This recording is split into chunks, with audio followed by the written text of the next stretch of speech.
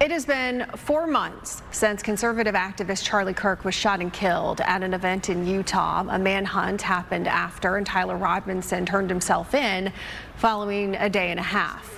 Now, he was back in court today, and his attorneys are trying to have the whole prosecution thrown out, claiming that there is a conflict of interest at the Utah County Attorney's Office. Fox's Kaylee Schuyler is joining us live outside the courthouse now in Provo, Utah.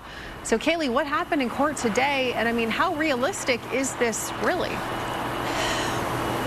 Hi, Ellen. So I was in the courtroom for the nearly 4.5-hour hearing, and Tyler Robinson mostly just sat in his seat and listened, looking pretty stoic, but he did look back at his family a couple times who was sitting on the front row. But today, the defense didn't even get through one full witness, and most of the time was spent with the defense arguing for a whole new hearing and a whole new prosecution.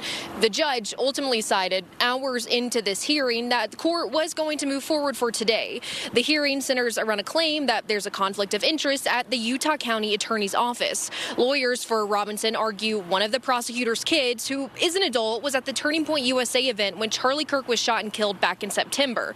The defense says prosecutors can't stay impartial and should be removed. According to an affidavit, Robinson argues in the motion the state could be making emotional decisions, including the decision to seek the death penalty. The Utah County Attorney's Office says that's not the case at all, and all decisions have been made based on evidence. And the prosecutor has no personal conflict of interest because his child is not a material witness or a victim in the case.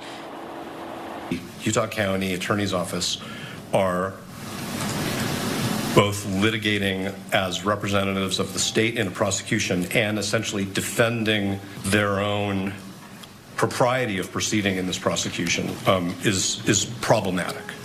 I think that the motion or the request that the defense has made assumes that a conflict does exist and that there's an inability of the party who has been accused of a conflict to defend themselves. And I just don't think that that's true. And to answer your question off the top, Ellen, a lot of legal analysts on Fox say the whole prosecution most likely will not be thrown out, but the defense is trying anything they can to avoid the death penalty. Now, today, the only witness we heard from was Jeff Gray, an attorney for Utah County. And what wasn't accomplished in today's hearing will be moved to Robinson's next scheduled hearing on February 3rd. In Provo, Utah, Kaylee Schuyler, Fox 10 News. Yeah, they have to try, and that's a great point. All right, Kaylee, thank you so much.